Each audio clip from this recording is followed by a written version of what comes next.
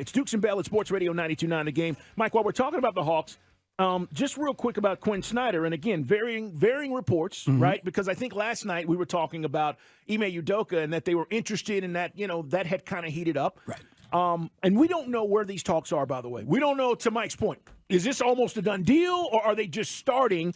But the Quin Snyder thing today is kind of leading the way. Former Utah Jazz coach. For those who don't remember, Quin Snyder was here with Coach Bud, okay? Left Coach Bud's staff to take the Utah job, and that was before Bud ended up leaving here to go to Milwaukee.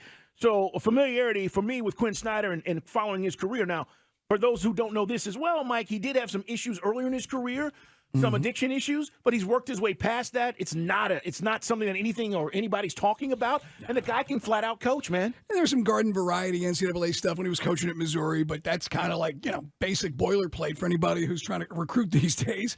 But a guy that, for those who don't remember, a Duke assistant for many years, played for Coach K, and did a really nice job, as you mentioned, out there in Utah. I was there for 8 seasons. So there'd be a guy that certainly there is a style, there is an offensive identity that team had, and it would be interesting to see how he could maximize our talent, and also, what we may do in the offseason to change this roster, too. So he is a guy that if you bring him in, because Travis Schlenk held this title of president of basketball ops, which gives you a little bit more control over how the personnel is going to play out. Mike, when you start making deals or potentially bringing guys in, if they're going to bring in Quin Snyder, they are probably going to give him this title in addition to head coach. So it would be head coach / president of player personnel, pro player personnel, however you want to phrase it, but it gives him a little bit more oomph in the decision making.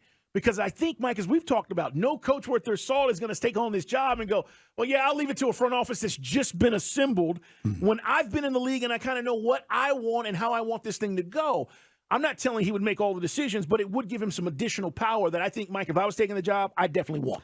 Yeah, I know that we still don't know exactly how the decision-making flow chart would work with this team. The Athletic article kind of put it out there that around the league it was pretty much well accepted from other people that are in the management of basketball teams, that there is a Nick Ressler in the process, and that's Tony's son, who has kind of got his guys, and they got a big voice in this. So that's why when we hear Landry Fields, and Landry Fields just kind of, to be honest, didn't really give me much yesterday other than a lot of, talking points and energy and, same kind of stuff he was saying before they fired Nate about empowerment and, vision and all these buzzwords, that we hear a lot of. So be curious to see what this team is going to look like. Are you going to here's the thing. You make a run with this team, which, again, the odds are long, but would you keep it in its present composition, or do you start to say, we're going to shop John Collins? Are we going to go through all that again in the offseason? What are we going to do? I heard Andy Randy today. Andy brought up a good point. One of the things with John, you and I always argue, you paid him $25 million, and some nights he's in, some nights he's not. Because it's basically him and Clint are doing the same thing in the pick and roll. So how do you change that? Like, I don't want John Collins taking jump shots outside three. I don't really think that's his strong suit.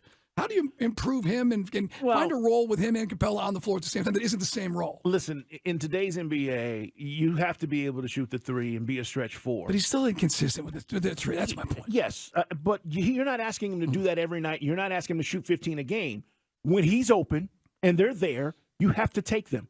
Teams will not guard you, and they will not do from a defensive standpoint, they will not do the Hawks justice by not attempting to guard a guy like that if he's not hitting or at least taking those shots. It's not his forte, but he's got to take them.